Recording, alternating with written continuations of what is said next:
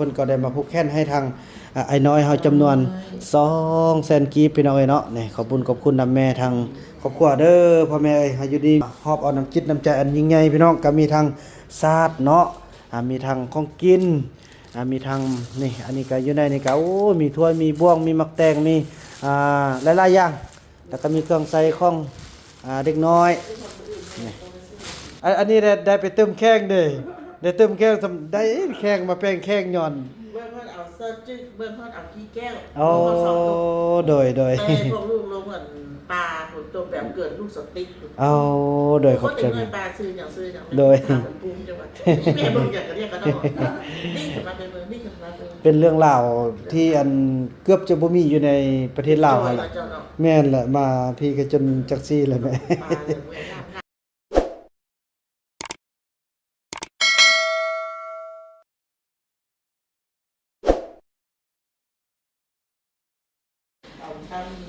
สบายดีแม่สบายดีพี่น้องเอ้ยก็ถือว่าดีอกดีใจเด้อมื้อนี้พี่น้องเอ้ยก็คือย่าแม่คันทลีเนาะแม่เพราะว่าเพิ่นมีผู้พระคุณพี่น้องปกได้เนาะปกลูกได้ก็ถือว่ามื้อนี้ทางแม่ผมด้วยครอบครัวเพิ่นก็ได้มาผูกแขนให้ทางไอ้น้อยเฮาจำนวน200,000กีบพี่น้องเอ้ยเนาะนี่ขอบคุณนำแม่ทางครอบครัวเด้อพ่อแม่เอ้ยให้อยู่ดีมีแห้งนี่แค่แดนเนาะมื้อนี้เนาะดีใจแล้วอีกอย่างพี่น้องเอ้ยเนาะนี่สิ่งที่สำคัญนี่สิ่งที่เพิ่นฮอบเอาน้ำจิตน้ำใจอันยิ่งใหญ่พี่น้องก็มีทางศาสตร์เนาะมีทางของกินมีทางนี่อันนี้ก็อยู่ในนี่ก็โอ้มีถ้วยมีบ่วงมีมักแตงมีหลายๆอย่างแล้วก็มีเครื่องใส่ของเด็กน้อยนี่เรื่องของกินนี่กุมฮอด3มื้อพุ่นละแม่เอ้ยใส่ตู้เย็นไว้นี่แล้วก็มีน้ำพี่น้องเอ้ยโอ้ขอบอกขอบใจขอบคุณพ่อแม่หลายๆเนาะใครอยู่ดีมีแห้งกันให้ร่ำให้รวยให้มีสุขมีใส่เนาะแล้วก็มื้อนี้เพิ่นก็มาเอายาพื้นเมืองพอต้องเรื่องเฮาจำนวน3 ธงพี่น้องเอ้ยเนาะขอบอกขอบใจเด้อย่าแม่เอ้ยเนาะนี่เบิ่งบ่ได้อันนี้จักหน่อยเลยเนาะบ่อันนี้ได้ไปเติมแข้งเด้ได้เติมแข้งได้แข้งมาแป้งแข้งย้อนเบิ่งเพิ่นเอาเสื้อจื้อเบิ่งเพิ่นเอาขี้แก้วโอ้โดยแต่พวกลูกลงเหมือนปลาผลตัวแบบเกิดลูกสติ๊ก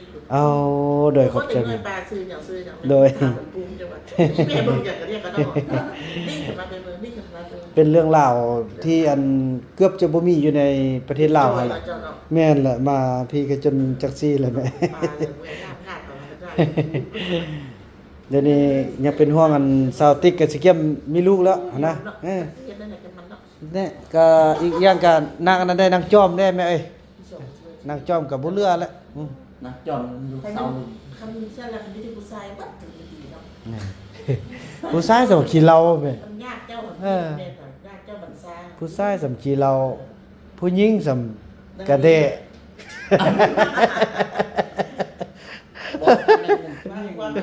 แค่นเด้เขามีแต่ขึ้นเมืองลาวฟังความเอาเด้อคุณยังไงเนี่ยเจ้านี่ไม่ยอมเพื่อนเด้อหักแพงเพื่อนบัดนี้ฟังความเพื่อนมันเด้อบัดนี้เด้อเดี๋ยวนี้ผมฟังข้ามบ่ได้เอาผู้นี้ได้มั้ยเอาผู้นี้แค่นได้ก่ออันอยู่นำมันบ่เฟืองนี่ฮู้นึงเข้าฮู้ลังถ้วยแต่กินคือตอนนั้นแปลว่ามันบังคับนะมื้อนั้นน่ะบังคับแล้วก็เฮ็ดแบบในแม่นบ่ทึกมักกันอีกแม่นมักย้อนอันบ่มักย้อนบ่มีอันแจ้นะทั้งเอ็ดน่ะโอ้โหว่าพอมีอันแจ้แล้วก็ว่ามักไปซะนะตะกี้น่ะบัดนี้อันแจ้แล้วบ่ไปบัดนี้ฮู้แล้วบัดนี้ฮู้จักแล้วติบัดนี้โอเคบ่ความจริงเด้อเนาะลี่เนาะสิเครียดจังเนาะบางความเอาตามความเอาเฟืองมาอยู่นำนี่นะเฮาตอนมันอยู่นำปลาไหลน่ะลูกจะตามเพิ่นสุดหลายปลาไหลน่ะเว้าคือฮู้แล้วก็มันบ่เฮ็ดเวียกผมนอนเป็น10 20มื้อปานนำคนเสียของข้าแม่นเดี๋ยวนี้มันมาอยู่ มันมาอยู่ลูกไปดูแลมันอู้อับซุมือ เอาตอนนั้นตัดสินใจไปพูดมาจะตัวเด็กพาไปไปพูดคือว่าแล้วเนาะย่ำเขาเรียนแจ๊กคนอื่นตลอดมาอยู่เนาะตัวกระดาษ ทุกอย่างมันป้าไปตำเรื่องเล่าวใช่ไหมตำเรื่องเล่าวแท้โอ้ยคันฮู้สิเป็นอันนี้แท้คันฮู้สิเป็นอันนี้แท้บ่เกิดเด็ดขาดเรื่องแบบนั้น มันเกิดตรงที่คือตรงว่ามันไม่ดีนะ โดยแม่นแหละแล้วเบิ่งนี่น่ะแม่บุบคืออันพวกเราจันทร์อ๋อลูกเบิ่งคือพวกเราจันทร์เลยเบิ่งอันหัวเบิ่งนี่น่ะแป้งอันใดก็บ่ดีนะตั้งเป็นมาแต่เกิดนะมื้อเช้านี่ว่าเอ้าแม่นพวกเราจันทร์มาเกิดแต่ยิ้มอยู่ลูกเอาลงทางซอกสำห้องก็เก็บมาไว้เด้อเอาพากันหัวเอาพวกเราจันทร์ติยิ้มพวกเราจันทร์ติยิ้มอ๋อแม่นแท้บ่นั่นนี่ว่าลูกก็ว่าสิแหละผมบอกดกเนาะ เขาว่าได้แต่อันนึงท่านบอกได้ชิ้นยางเยอะ ได้อยู่ แต่ใช้เวลา3เดือน อาทิตย์หนึงจะตัดแล้วก็ทมแปลงเท่านึงดัด ใช่ว่าจะไปนอนเขาว่า โดยบัดลูกสิกลับออกไปเรียนบานก่อนเพอน่าจะเป็นมื้อนี่ลูกก็สิได้กลับแล้วนี่เพราะว่า ส่งเมียคนนี้เนาะ แม่นแหละคันอยู่ฟอกันก็จังซี่แหละแม่นแหละคันว่าสิเที่ยวไปเอาไปเที่ยวอาทิตย์หนึงเอามาสแห้งปุ๊กน้ำมันลด น้ำมันลดกลับไปกลับมาก็ถือก็ได้รวมทั้งหมดก็ประมาณ4ล้าน5ล้านคือกัน ดูแล้วก็ที่ทำงานเราอยาก เดือนหนึงเนาะต้องมาหาเทื่อนึง ผมกินมาจอดมาอยู่ตลอดรู้บ่มาแล้วพี่ลงบ่ได้เป็นไก่นอนโค ลูกก็สิประสานทางอันเจ้าของหานั้นเกี่ยมว่าเรื่องอันของอยู่ของกินนั้นมาให้เขา เสียไปร้องให้พ่อบางคนอยากลบไปบ่กล้า โอ้ เปลี่ยน โดยโอ้ยสาธุกองให้ทรงให้เศร้าบ่ไอ้เฟืองแม่นไม่เงินจ้ะนะอันนี้อันเอาไว้แล้วเอาไว้ซื้อของอยู่ของกินโดย ยืมเดือดพนักงานโดยสาธุแม่ขอบคุณขอบใจอะไร พอสัญญากับพ่อเป็นไรอะไรเนี่ย โดยเดี๋ยวขอให้ถึกวันถึกยาได้บัดนี้เนาะบ่มานำเกี่ยมยาให้ทางอีแม่ก่อนพี่น้องเนาะโอ้ เพิ่นกินนมเลย เพิ่นเป็นได้ก็พ่อน่ะเป็น เป็นว่าผ้านอนที่เตียงเราลบต้องสู้นะลบแล้วเลือดปล่อยแตก เอายานี่สิกินบ่ทุกวันทุกยาเนาะสาธุเด้อทุกวันทุกยาเด้อกินยาเขาต้องเรื่องเอาละต้องให้ตรงให้เข้ามัน ตัวสเกตเนี่ยยังไง ดีมีแท้ครับ เพราะไอ้นี่มันเป็นหนังแบบไหนวะเรามาเนี่ยก็ได้นั่งจักปากมันก็ต้มยาต้มยามันกินอะไรด้วย ก็สเกตแล้วก็จะมาพิจารณาเรื่องว่าลวกเอาอันนึงก่อนปีแก่ก็ทำซึ่ง มักปี้แต่บ่เป็นหยังเขายังต้มกินผู้บ่มีน้ำนม ในว่าสเกตเขาจะเขาดีมันพิจารณา บ่ยานอันนี้น่ะกินยังกินคันคือว่าอย่าสูบก็ยังสูบแม่บ่ให้สูบก็ยังสูบ พอแล้วมันจะเป็นพอ แล้วแม่แล้วแหละแม่บ่ฟังแล้วแม่ ลูกเอาไปเสี่ยงแม่ สู้เราจะช่วยให้เวลาอุ้มลูกมีสู้ ลูกเพิ่มมันลูกมัน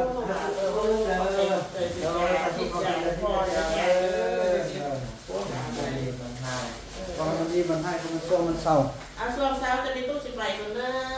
นี่มีเวลาไม่ถึงนะคะเอารถจักรนะเอา โดยแม่นแหละเอา เฮ็ดเวียนก่อนแก่น โอ้ มันเวลามันมาเดือนมันนึงแม่นอนแชทวางมือนั่นนะว่าลูกจะให้มาสิมาแว่นะบ่แม่นติเอาบ่แม่นอย่างผู้นึงเนาะ แม่ที่บอกว่าลูกสิมา อ๋อเพิ่นไปเฮ็ดเวียกคนแก่นคนประเทศไทยนะเพิ่นบ่อยากเอา แม่กับบังบ้าน น่ะเพิ่นบ่อยากเข้ากองคือเราอยากให้เข้ากองนี่เอาเข้ามานึงหน่อย FC เป็นคนใจ FC บัดนึงบ่เฮ้ยแม่ กินข้าวกับพ่อนี่ โดยเอาลูกสาวอันเข้ากองเป็นคนใจ FC บัดนึงเด้อบ่เฮ้ย น่ะโอ้พี่น้องเอ้ยสดๆจริงๆเพิ่นอยู่กงซูนไปอย่างเดียวเด้เป็นผู้มีค่าขอบใจพ่อแม่หลายๆเด้ออันอายุจักปีล่ะ36โอ้น้องเกิด90บ่เอาเป็ดเก่าน้องตัวไปเรียนโซเวียตจักปีดัง6 ปีคันเป็ดเก่านี่ปีเดียวกัน น้อยโอ้จับมือเด้อมันเชี่ยวกันเด้อได้เชี่ยวพี่น้องเอ้ยได้เกิดเป็นเก่ากันแต่ว่าเกิดเดือนเก่าพอดี นี่เดือนสี่ น่ะโอ้เป็นไอปีไอเดือน ได้ขอไปสู้ได้ไอ้ของน้องไฟดัน โดยโอ้อันไปเฮียนอัน6 ปีถ้าเป็นน้องไผเด้อถ้าเป็นรอก็เนาะไอ้แม่เห็นบ่เห็นอยู่คลิปบ่ แล้ว อ๋อ ตัวทดทุกตัวไปสู้ เลยยอมรับว่าหน้าตาดีสู้สาวติ๊กเห็นจนว่าคานกะยาสมคันแล้วเอารถเป็นแบบนี้เห็นบ่โอ้ยเนาะกะว่าโดยขอบใจแม่โดยเดินทางปลอดภัยแม่เดินทางปลอดภัยเด้อขอบใจแม่หลายๆแม่อยู่ดีมีแฮงโดยขอบใจแม่หน่อยพี่น้องเอ้ยดีใจเนาะโอ้ได้เซี่ยวพี่น้องเอ้ยได้เซี่ยวโอ้ยย่อมันกินนม 36พอดีเอาคันขึ้นไป19 37แล้วเด้37แล้ว89อยู่ดีมีแฮงเอาคนหาเงินอยู่เมืองน่ะเขาบ่ได้สนใจดอกอยู่ในเมืองน่ะฮอดยามเขามีพร้อมทุกอย่างแล้วเขาจึงเอาคันถือคนนั้นถือคนที่ถึกใจกันเด้ถ้าบ่ถึกใจเขาก็ไปจังซั่นแหละบางคนก็เอาลูกผู้อื่นมาเลี้ยงเห็นบ่มีเฮาเลี้ยงเขาก็เอามาเลี้ยงคนอยู่ในเมืองเขาบ่ได้คือคิดเฮาคือซาวลีเย้บ่นึงออกผู้เจ้าออกดูพวกเจ้านี่น่ะ พี่น้องเอ้ยเนาะ หัวแล้ว ก็ถือว่าขอบอกขอบใจครอบครัวของท่านแม่คันทลีเนาะพี่น้องเอ้ยที่ว่ามาเบิ่งมาแย่งแล้วก็มาอุปถัมภ์คำสู้บัวศาสตร์บัวหยังเอาอันนี้ไปปูทางนั้นพุ่นเด้อเวลาเฮาออกไปอยู่นอกก็สิได้ปูแบบนี้ได้ปูพื้นอันนี้พอจะได้ไปอยู่ห้องรวมพี่น้องเนาะพรบ่ได้เสียค่ามีแต่ซื้อเสียค่าของยงกินเอาซื้อของยงกินนะบอกมานี่สิได้จัดอันของกินก่อนมานี่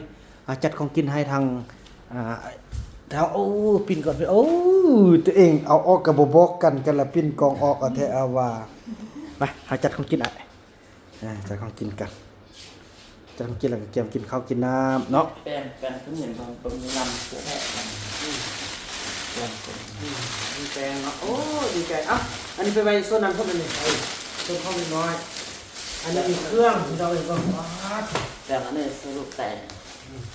มันบอกเขาเปียกแต่ขนาดเปียก อันนี้เป็นว้าวโอ้ไข่เค็มสอบจังเลยไข่ไข่เค็มดิไข่เค็มเลยขึ้นฮอตอันนั้นเนาะขึ้นฮอตแม่อรุณศรี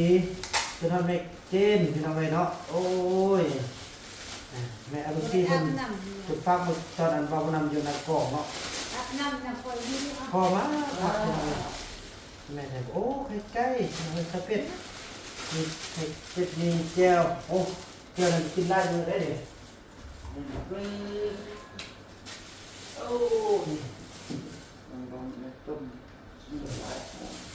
โอ้อยากนั่นลูกพี่น้องอยากอยู่นี่อยู่แต่มันบ่มีเพิ่นตัวนี้ต้องไปใส่ค่าห้องค่าเนี่ยเดือนนึงก็5 ล้านปลายพี่น้องเอ้ยตัวแล้วพี่น้องห้องพิเศษเนาะมันใส่น้ำใส่ตู้เย็นอันนี้นะเอาอันนี้เอาไปฮดป่ะนี่เอาไปอยู่ห้องรอบห้องคนนี้นะครับที่มีมะเขือมะแตงเปียกนี่น้ำนั่นลูกพอเสร็จแล้วนี่ หมดแล้วเช็ดตาหมด เช็ดตาเนี่ย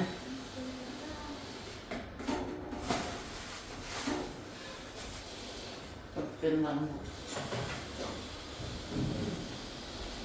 เอาเสื้อมันตุ้ม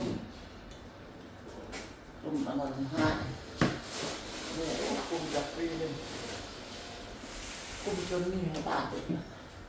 อยากอยู่แบบนี้ตลอดไปเลยเนาะไอ้เพื่อนเนาะจนจบภารกิจเท่าเดิมเนาะเอาละ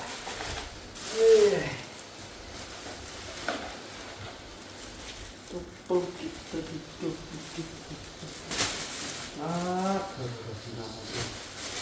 รื่องอาบน้ำซักเครื่องแต่ละมือเด้อนี่ขาไก่พี่น้องเอ้ย สาลีก็กินได้เนาะ ได้ โทษเต็มเลยพี่น้องเอ้ยบ่มีบนเมียนเลยข้าวเจ้าอันนี้มันป่นอันนี้มันปิ้งซีนหมูซีนไก่บ่ซีนหมูพี่น้องเอ้ยโอ้โทษเต็มเลยแม่บ่มีบนเมียนเลยพุ่นน่ะเอากองเนี่ยเนาะจะกินเลยโอ้อันนี้เอามากินกันนี่ มันนั่นไปได้เลยที่จะไปพ่อง ฮะมีข้าวเจ้าโอ้โทษเนี่ยมาต้องเอาไว้ตรงนี้เอาไว้ตรงนี้ข้าวเจ้ามากินตัวนี้ก่อนเนาะไอ้มาอันนี้อะไรดิไอ้โอ้ตัวโลหมดเลยอันนี้ปลาโถพี่น้องเอ้ยคุณเนาะมีนึ่งผักนึ่งมะปีนึ่งมะเขือสาลีกินได้บ่อนมะปีกินได้เนาะ ดิ้นได้ไหม ได้พี่น้องเอ้ยอันนี้มันปิ้งซีนโทษพี่น้องเอ้ยโอ้ยขอบคุณขอบใจเด้อแม่เอ้ยเอาจะกินตัวดำจุกห้องเนาะ เนี่ยปีนกันนั่น นั่น ผมลองจับกินได้ตัวหน่อย อันนี้กินได้ไหม ตัวอันนั้น อันนี้เลยเจียวนี่สาลีมันต้องกินได้เจียวเด้อ เลย ยันมันจะพร้อมลุกพี่น้องเอ้ยพอกินน้ำกันอย่าไปกันเนาะนี่โอ้เต็มเลยแม่เอ้ยขอบใจเด้อแม่เอ้ยขอบใจนะเอายังมาเช็ดดีลูกเฮ้จะบอกพวกนี้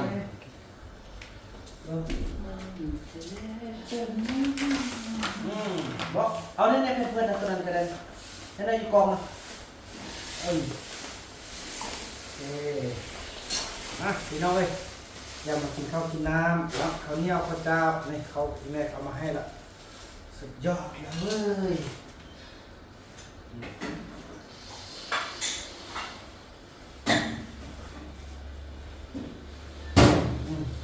ไปทิมนะครับโอ้ขอบใจเด้อแม่คันทารีเนาะขอบใจไรแม่เอ้ยโอ้ลูกสาวคนเป็นเชี่ยวบาบุญนำพี่น้องเอ้ยนักไปเดียวกัน ปีขอเย็ด สิขยับพี่น้องเอ้ยโอ้ถูกมูลค่านี่มันเอาเป็น2 ล้านที่นี่มูลค่าทั้งหมดทั้งมวลเนี่ยเอามาวันนี้นะทั้งการ์ดทั้งนี่ยังเนาะโอ้ตัวเงินช่วยเหลือจึ้มเอาเป็น2 ล้านเท่าพี่น้องเอ้ยเดี๋ยวจะได้ซาลีมันรับละเอาไปรับ วันรักเพื่อน รับ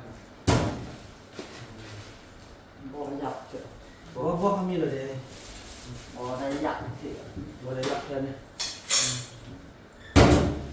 อันยังเขาอยู่บ่รับเลยแสดงเนาะขอบคุณขอบใจแม่หลายๆเด้อเนาะที่ เจ้า มาอุปถัมภ์คำสู้มาช่วยมาเลือกอย่างพี่น้องช่วยทุกอย่างเลยมื้อนี้เนาะตึมเจ้าน้อยกาทางแม่เพชรเฮาก็สิได้มาลิ้นน้ำตึมพี่น้องเนาะเพิ่นกลับมาคู่มือเป็นกำลังใจพี่น้องเอ้ยขอบใจแม่เพชรหลายๆเนาะพี่น้องจังซั่นแหละถือว่าคลิปนี้บ่าวบุญนำจะขออนุญาตจบคลิปกันเพียงส่ำนี้ก่อนแล้วก็ว่ากันใหม่ในคลิปต่อไปเนาะคลิปนี้บ่าวบุญนำขอกล่าวคำว่าสบายดี